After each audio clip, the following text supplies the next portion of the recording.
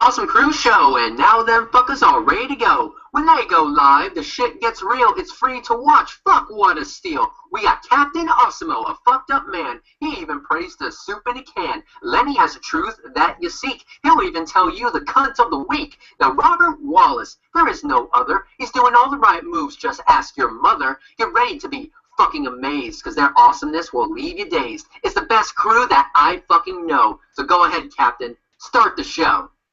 Fuck yes I will, you scrawny white guy, you. Weird little man. I am absolutely convinced that... Awesome Crew Show, and now...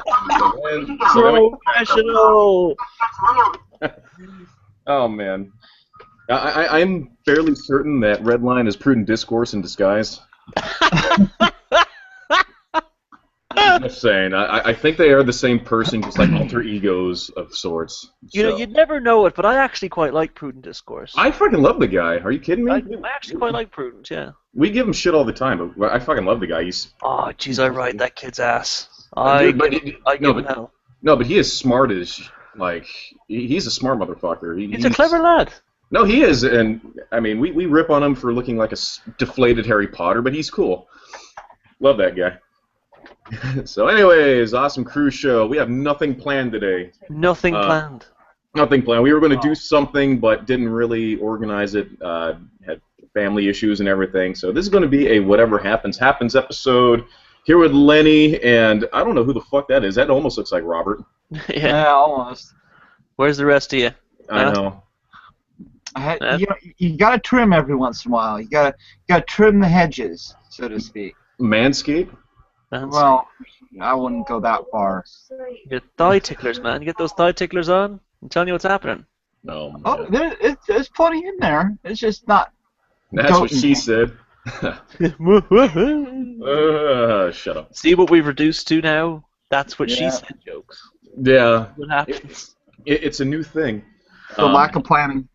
Yep. Lack of planning. So, how have you guys been? We've had a slow week, but we had the Matt DeLaCunty debate, we had G-Man being G-Man, and the rise and fall of Brett Keane once again. Holy shit. In a matter of hours, I think it was, yeah. He came and he went faster than a fucking bowel movement. Holy shit. A spastic colon. Yeah. I've hung on to corn longer. And you know what, for those watching, it looks like Mr. Botten made a video about this. The return and very quick demise of Brett Keane. Holy fuck. So when's this guy ever going to learn? It's very easy for him to sort of start feeling a little bit put out, a little bit sad that I can't be on YouTube anymore. The atheists bully me off YouTube, and but you're a cunt, so. Yes, cyberbullied him. Cyberbullied him.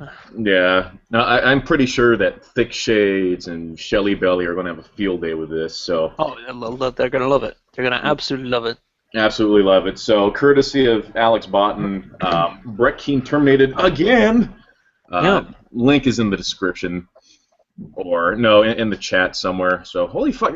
I guess that what's he on? Daily Blog Motion or some bullshit? It's Daily Motion, which Daily is Motion. I didn't know it existed, but apparently it's the other YouTube, and no one likes it. No one looks at it. That's where people go when they've been banned off YouTube. It's like the Island of Misfit Toys. Yeah. The Island of Misfit Toys has a certain element of cute to it. So that's. Yeah. No. Yeah, that's true. There's that. What have you been doing this week, Senor Captain? I have a new. You know, just aside from sick grandmother in the hospital, she's got, I don't know, she's like 84 or something. She wants to hold out for a few more years, but she's got every problem in the world wrong with her. She's complaining about back pains, and I guess she has like a pinched nerve in like her lower back area. Oh, that hurts so bad. Yeah, so they were giving her morphine and all this nonsense, and just she was on a cloud, but she enjoys it though. She enjoys being out of the morphine. I bet she does. Yeah. She thinks the morphine's fucking great. And what's funny is that I went in there and I try to poke fun at things. So the nurse was in there, and the nurse said, "Okay, well, The morphine is going to make you constipated, but you're also on Prilosec, which can give you diarrhea. And I'm like, dude, they cancel each other out. So, yeah, but I mean, she's in a recovery right now, like right down the street from me. So she's good. Hopefully, she'll be released today or tomorrow. But I mean, it's just been occupying the week plus work and everything. So, Dear me. So how are you guys doing, Bobby? You look fucking gorgeous. I will fuck that body. Look at that. Yeah, well, I'm just keeping on. Had a couple of celebrations this week, so I'm getting a lot more calories in that respect. But other than that, I'm just keeping on doing what I'm doing. Everything's doing what it's doing. Yeah. That's good. That means he's regular, folks. Yes.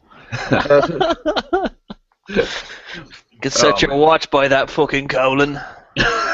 Nothing but poop jokes today. That's all we get for not planning It's all anything at poop all. jokes today, folks. If you're not a fan of poop jokes, I suggest, leave the show on, but leave the room and do something else because we want the exposure. Hold on. Redline has replied. I'm prudent. Fuck. Now I have to kill myself. No, because Prudent's all right. Prudent's a great guy. Which you should know because you're the same person. Just like Alex and JD are the same person, you are Prudent Discourse. Yeah. It's been decided. It has been decided. It's just your alter ego. No. I mean, you have the shit-talking hot rod, and then you have the quiet, calm, and smart guy. I've never seen the. You know what? I've never seen the two of them in the same hangout. Yeah. Ooh. Yeah. Makes you think. Yeah. Make you think. Yeah. Yeah. So. Anyway, so G-Man, Lenny, you had a great conversation with G-Man. Oh my word, did I? Holy smokes! You know what? You go. I'm gonna mute myself. You start talking. I'm gonna go get a couple things and just prove a point. I'll be right back. Okay.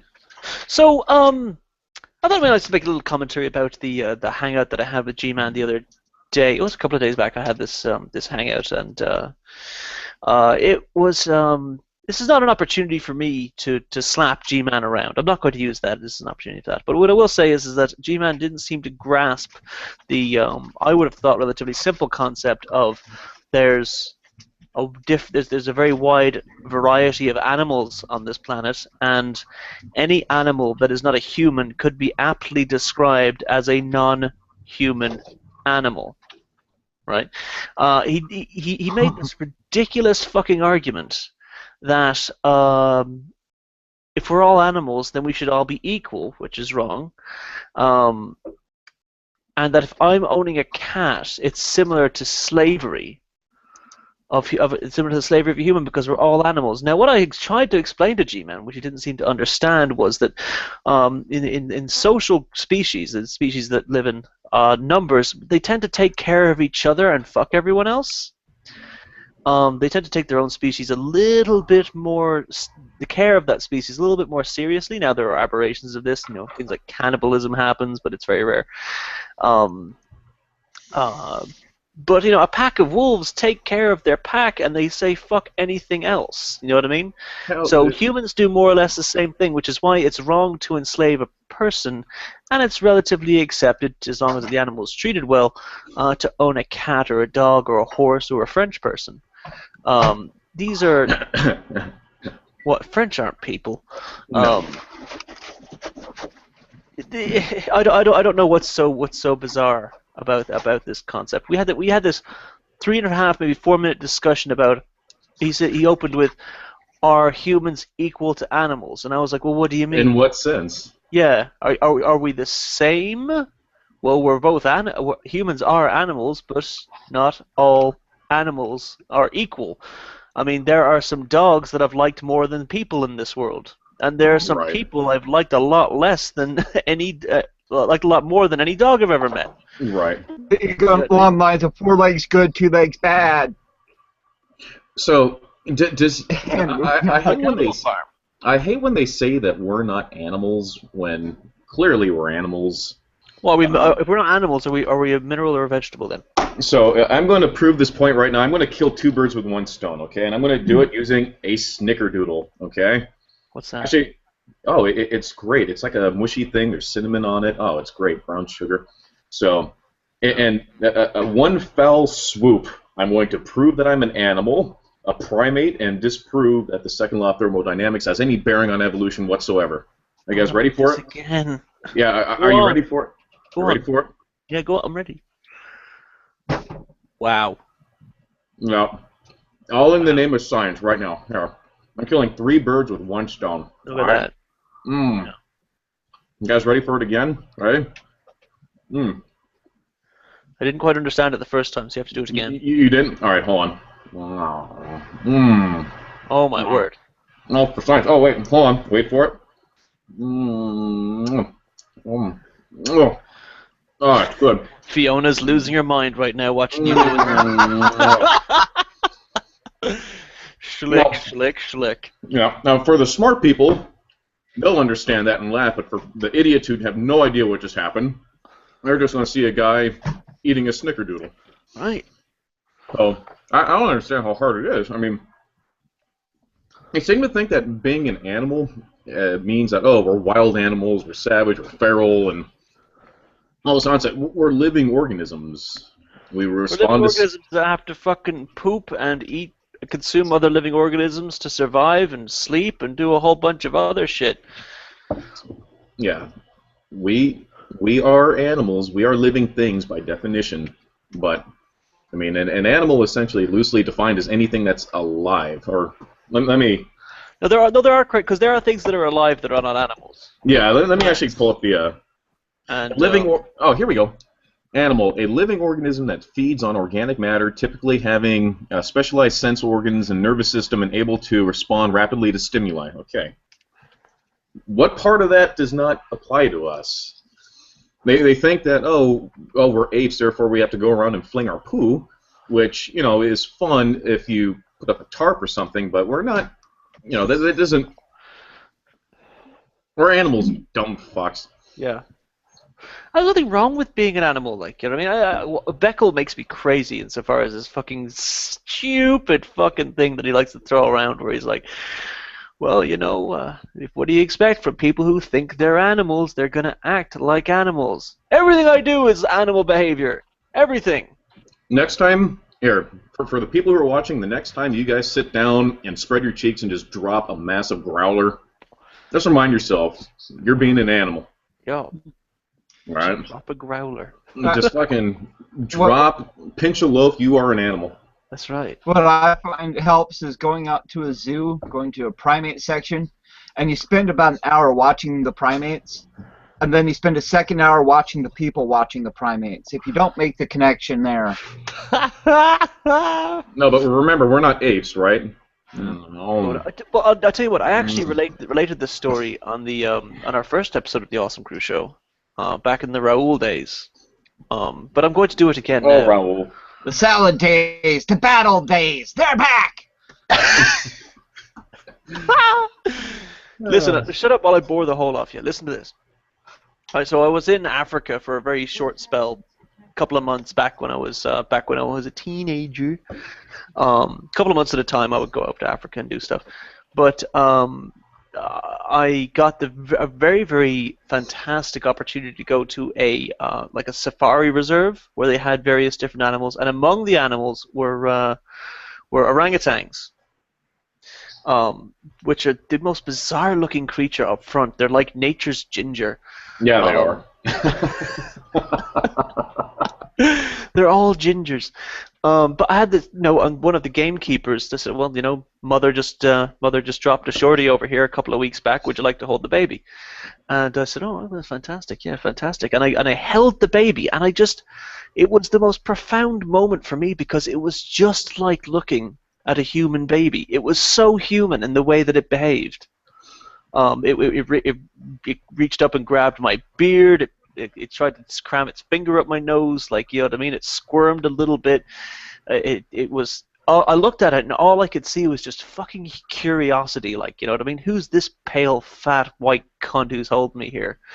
And the other thing I noted, speaking of human behavior in that scenario, was while I was holding the baby, the gamekeeper came over and tapped me on the shoulder and pointed just, I'd say, about 5 meters away from me.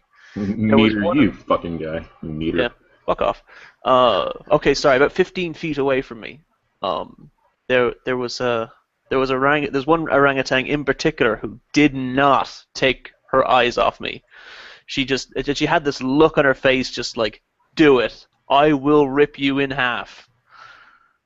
And it's so, they're so human in the way that they behave, and we don't notice it. I don't know why we don't notice it. It's the most profound thing. Yeah, I mean, just I was watching a video on Animal Planet today. There was it was called Big Cats or Wild Cats or something, and it showed a cheetah that grabbed a hold of a baby warthog. Oh. And got its teeth into it and started running. Here comes Mama Warthog, like chasing this cheetah as hard as she can, and that. What's any different from us? Absolutely. There was a story on the news just the other day of some animals rescued from an animal hoarder. But there were two animals, a goat and a donkey, that had been raised together, and they got separated. And the donkey wouldn't eat and was just moping around. They figured out he's grieving over his lost friend. So they found the donkey, brought it back. As soon as the donkey came back, the goat saw his donkey friend and was like, yay! And started eating again and everything. Yeah. I mean, very human emotions.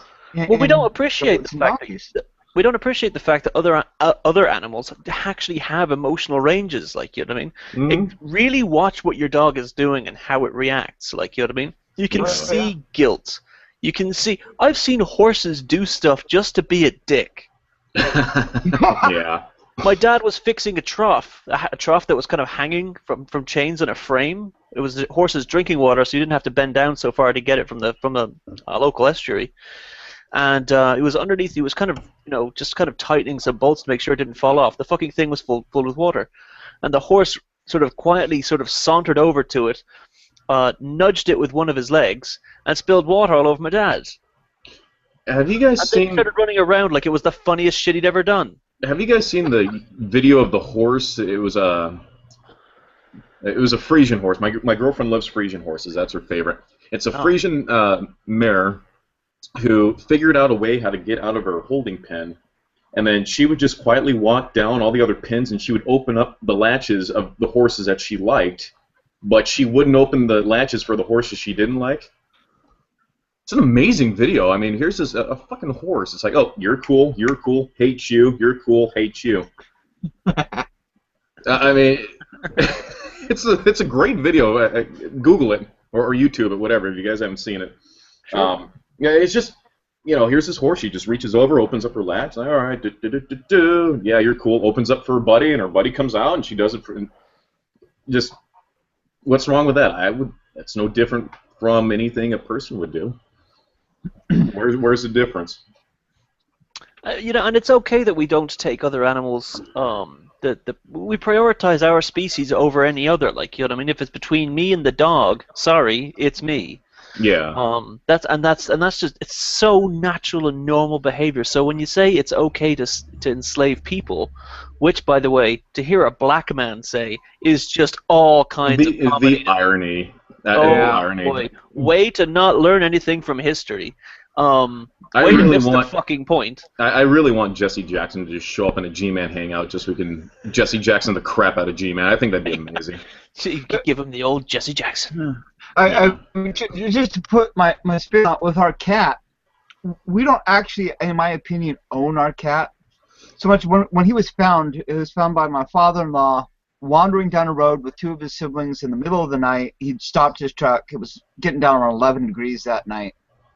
So he brought him. We took him just basically so he'd have a place to live. And as far as I'm concerned, we don't own him. He's just a member of the family. Yeah.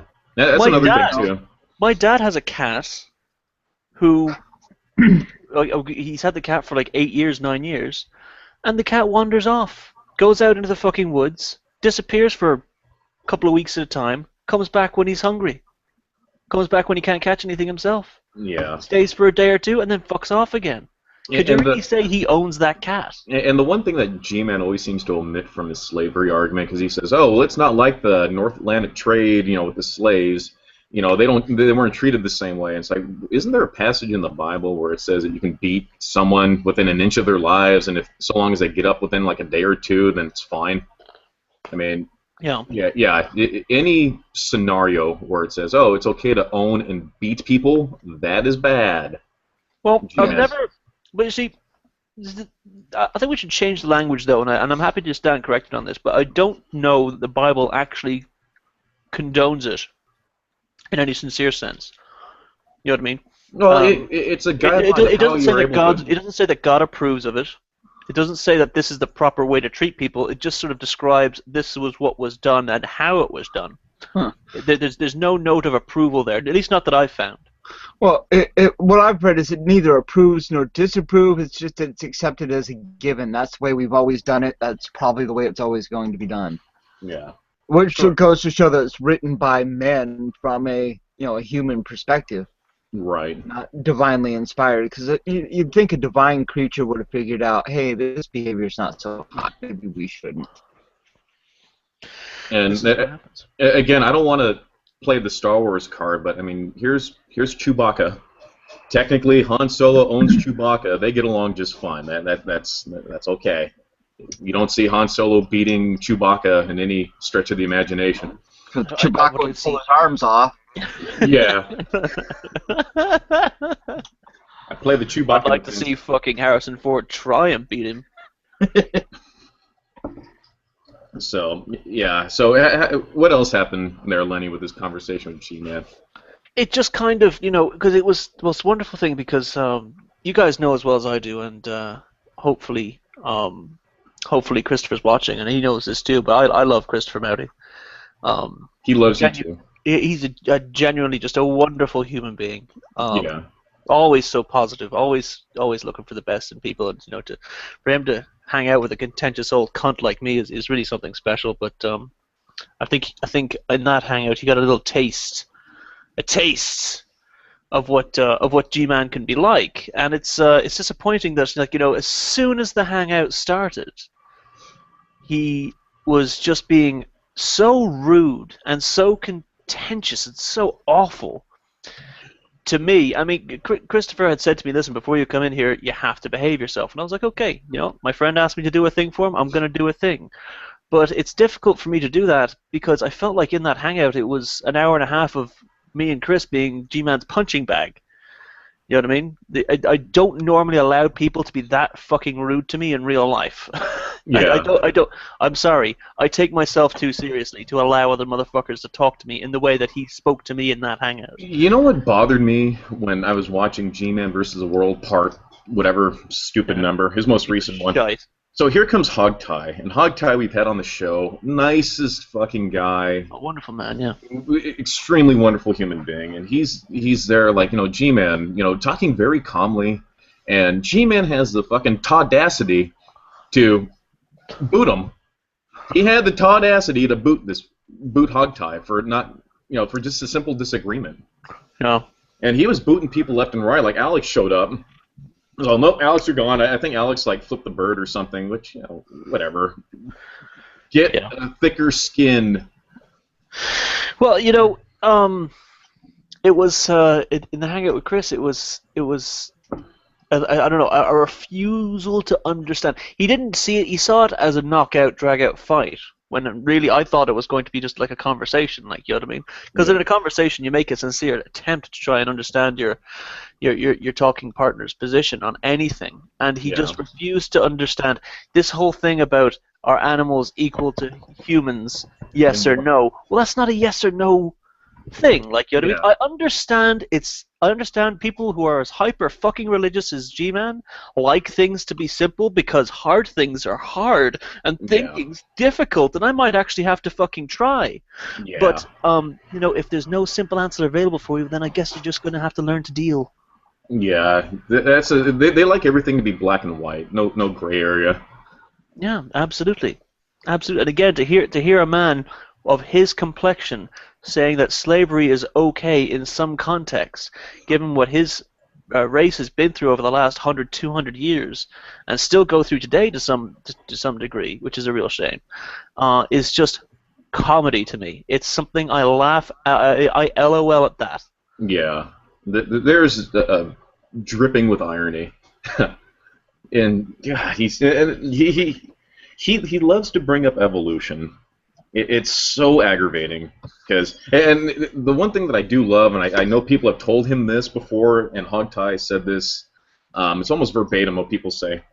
Whenever G-Man leads in with, so what you're telling me is, it's never what you actually said. It's just G-Man's, rendition of whatever it is you just said. It couldn't be any farther from what was actually said.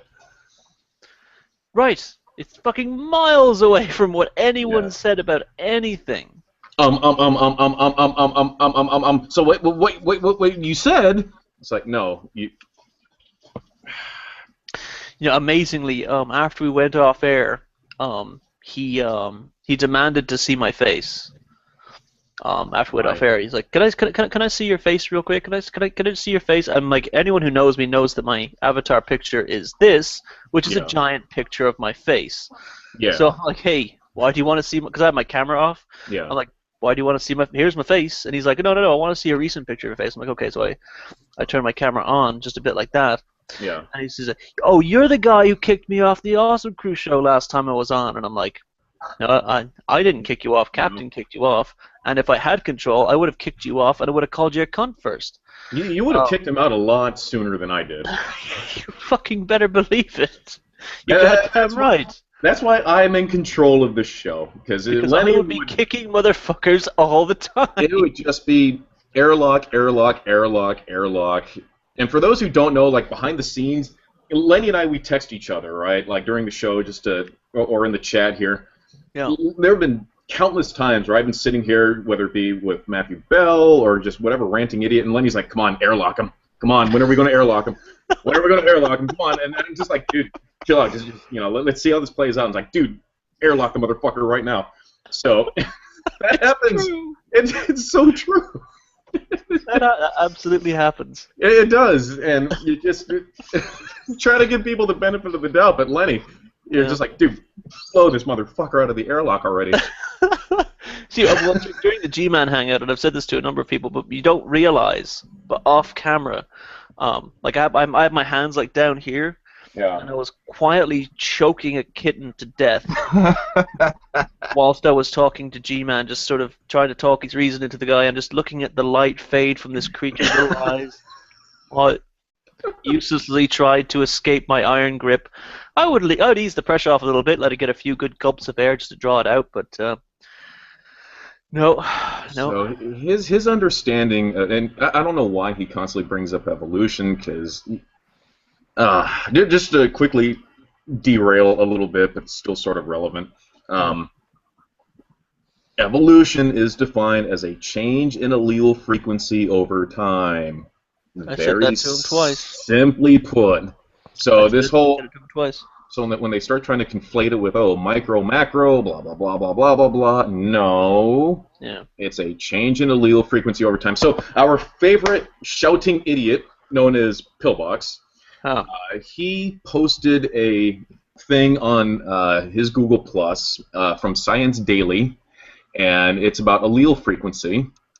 And I love it because, again, they have this sixth sense of confirmation bias. Thick Shades is another idiot with the same kind of deal where they will read something that is so blatantly against what they're saying, and it's totally like what we've been trying to tell them all along. So, I will screen share this really quick, just for the shits and lalas. Okay, so here is this article. Now, Pillbox posted this. Allele frequency is a measure of the relative frequency of an allele on a genetic locus in a population. Usually, it is expressed as a population, or as a proportion or a percentage. In a population genetics, allele frequency show the genetic diversity of a species, population, or equivalency, or equivalent. I can't even talk right now. The richness of the gene pool, the frequencies of all the alleles of a given gene, often graphed together as an allele frequency distribution histogram. Population genetics study different forces that might lead to changes in the distribution of frequencies of alleles. In other words, evolution. So here's what Pillbox did.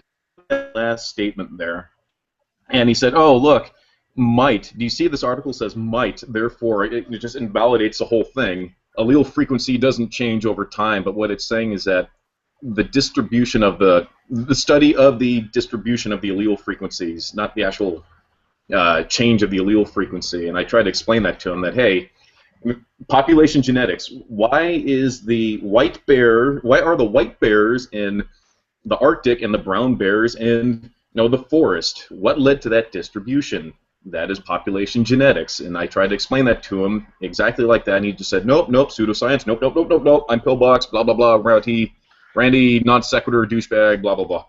So, again, in this article, Science Daily, change in allele frequency over time, in other words, to evolution. Very simple. No. Okay, we're gonna riff on the comment section. Mark Yoon. Is it a sock? No, it's Marky Mark, but I Marky can't Mark. pronounce his last fucking bit because it doesn't make it's yeah. Whatever.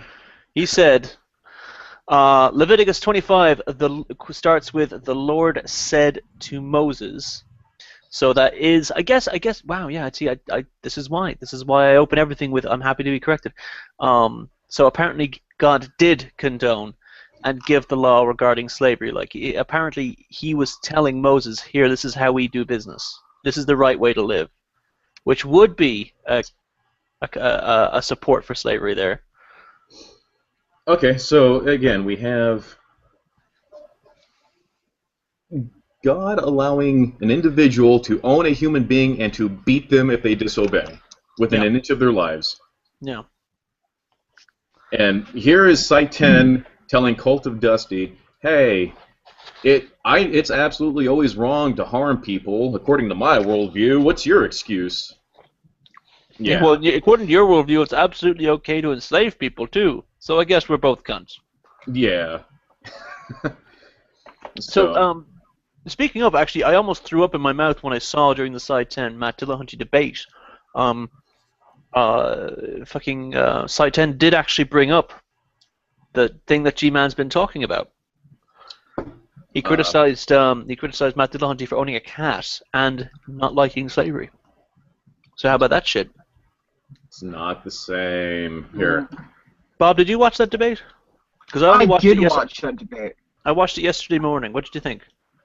Well, I liked how Side 10 came out of the block shooting himself in the foot with a really stupid syllogism. Yeah. And everything is true. God is true. Therefore, blah is true.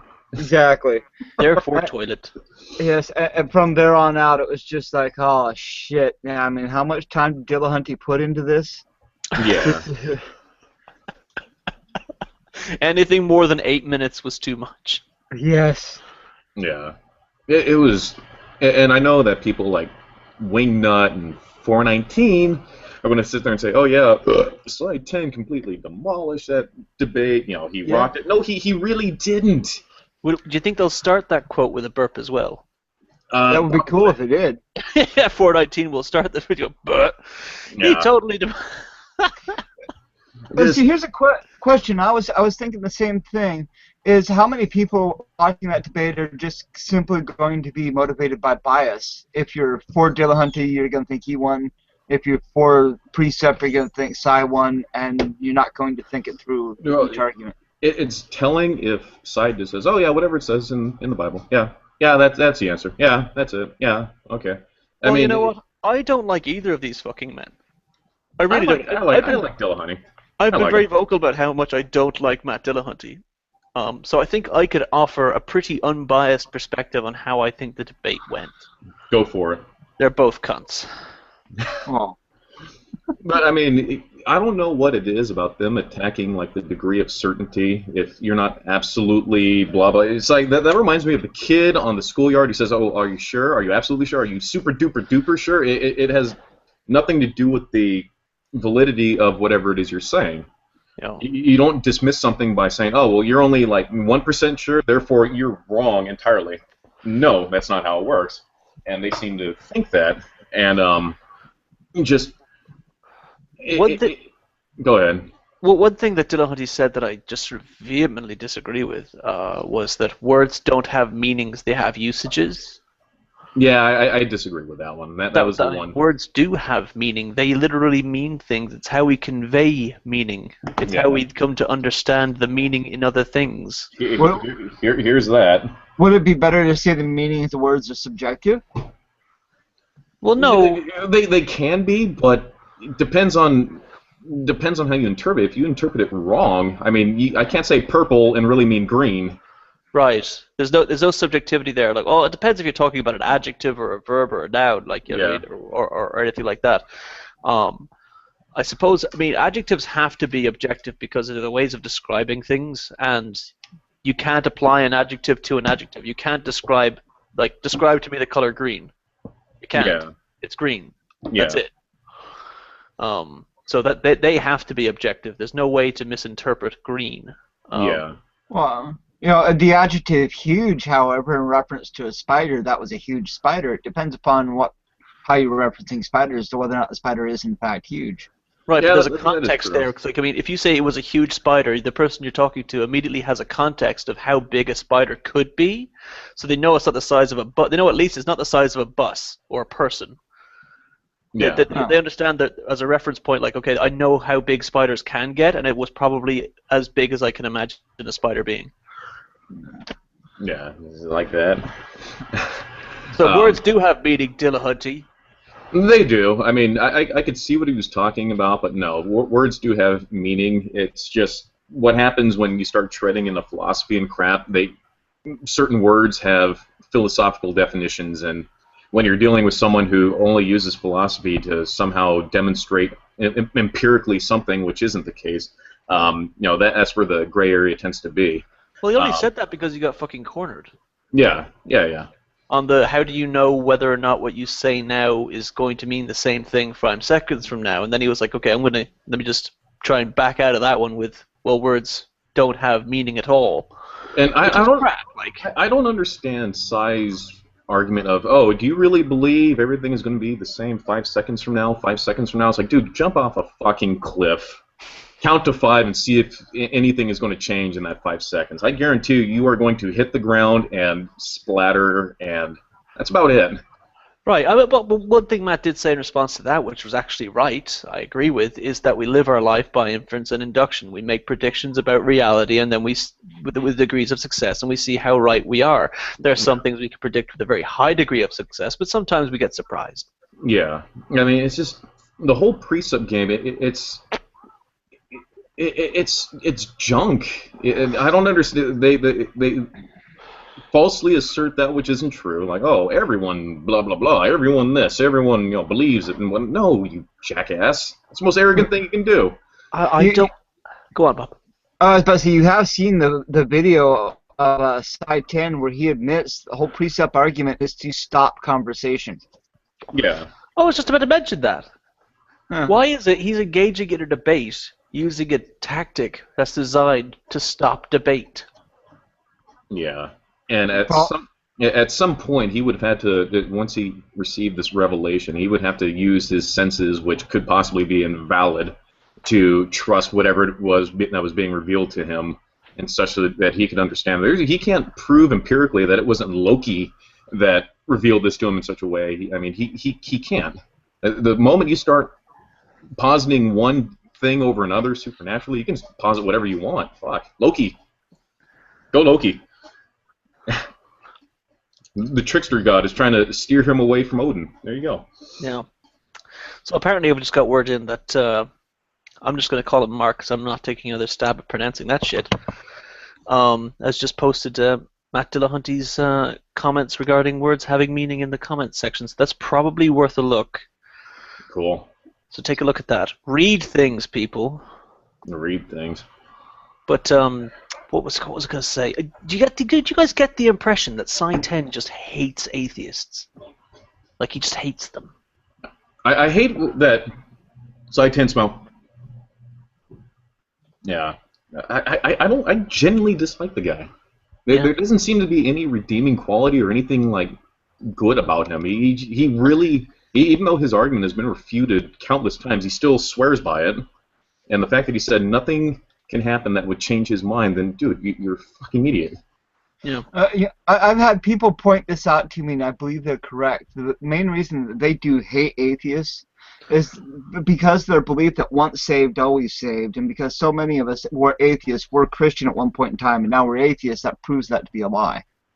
Oh, okay. That makes their God a liar. Okay. Talking snakes.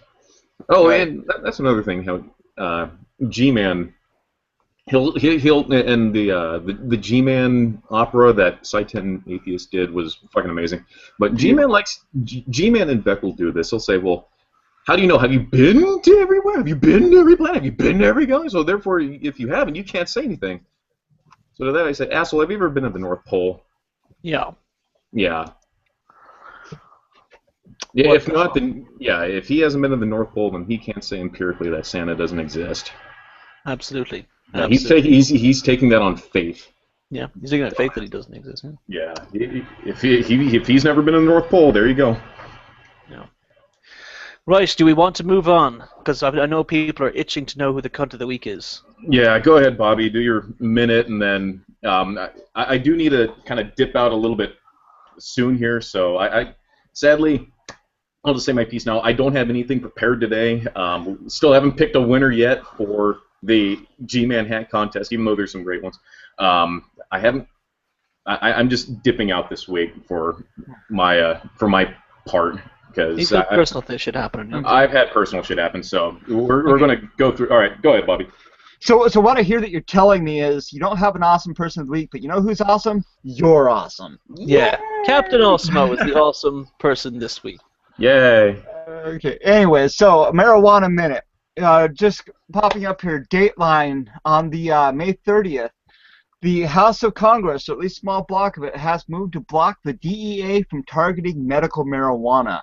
Apparently, a group of our congressmen, many of them states' rights advocate Republicans, have seen the writing on the wall and have decided to move to block the DEA from interfering with people who are abiding by state law with medical marijuana. This is important because in 2008, when President Obama was getting elected, he said he was not going to allow the federal government to interfere with people getting medical marijuana. And since 2008 to at least 2012, his administration has persecuted more medical marijuana patients than any other administration since medical marijuana has come along. So this is an important movement. It still has to go through another movement in the House, and the Senate has a competing bill. But as soon as that happens, there may actually be some federal movement on medical marijuana. It's moving. Off to cunts. And now it's time for the cunt of the week. All right, so I want to actually thank someone for putting this person on my radar. I wanted to do it last week, but there was something important with Shani, and I thought that I could kind of try and strike when the iron is hot with the cunt of the week. So this cunt of the week is about a week old. Because this guy was double plus ungood, and I thank him very, very much for bringing this to my attention. I wanted to do it last week, but instead I'm going to do it this week because the whole shiny thing. In any event, we're doing it now. So let me introduce you, and thank you again, Double Plus, for bringing this to my attention. I want to introduce you guys to this guy. Hang on a second, let me just go to screen share. God, I hate everything. Look at Bob's face. This guy. Now, if you guys don't know who this guy is, I'm not going to use his actual name, but he goes by Joe the Plumber. Now, this guy's a Tea Partyist who has really objectionable and sometimes awful things to say. This guy's the cunt of the week, I think, for phrasing problems. Check this out. All right, so there was the event where some kids were murdered in the street by a very nasty little piece of work because he couldn't get laid. And Joe the Plumber had some comments for the families of the children who were shot. He said, to whom it may concern, I'm very sorry and very, very mourned to hear about the loss of your children. I cannot imagine what you must be experiencing right now, as to outlive one's children must be the most horrendous experience one could ever endure. But this is not to be used as an opportunity to platform an idea that might be detrimental to my country and my view of this country. I understand you're emotional, and I understand you want to lash out, but please, this is not the time to make irrational choices and try and change the world. The world isn't broken. Your children didn't die because the world is broken. Your children died because a man was broken. Again, I'm very sorry to hear about your loss, and please consider what I'm saying today. No, wait, he didn't say that or anything like it. What he said was, your dead kids don't give you the right to change the Second Amendment. Wow. Wow. Now, Captain and I do disagree on the on Second Amendment issues, the ideas of gun control, which is why this isn't about gun control. All right, this isn't about gun control. This is about a man who said something so horrific that showed indifference and just callousness to people who have lost their children. Can you imagine anything worse than outliving your child? And this man wants to throw salt in the wound by saying your dead kids don't give you the right to change the Second Amendment. Your dead kids. That's sick. Joe the plumber, you're the cunt of the week because you don't know how to talk. That's that. Well put. Thank you. Again, it's not about gun control. We could do a gun control show where Captain and I could tear each other's throats out and we could make all the points, and that's fine. You know, I'm down for that. Yeah, we could do that. I'm totally down for that. What an awful man. Yeah. Anyways, and thank you again, Double Plus Ungood, for bringing that to my attention. Moving on. So, Lenny, are you down for the after show, the Naked After Show? Because I actually do need to dip out here because I do have a lot of things to do. So, kind of cutting it short today. I do apologize. Shit happens. It does happen. I know. All right, let's end the show. I'm going to go start the Naked After Show. Links are going to be going out to individual people who've asked to come on first, and then we'll post it live. Stay on this channel for the Naked After Show, and it's going to be fun. This is your time. All right. So thanks for watching, folks. We'll be a little bit more prepared next week. Again, just had a lot of personal shit happen. So peace out. See you on the after show.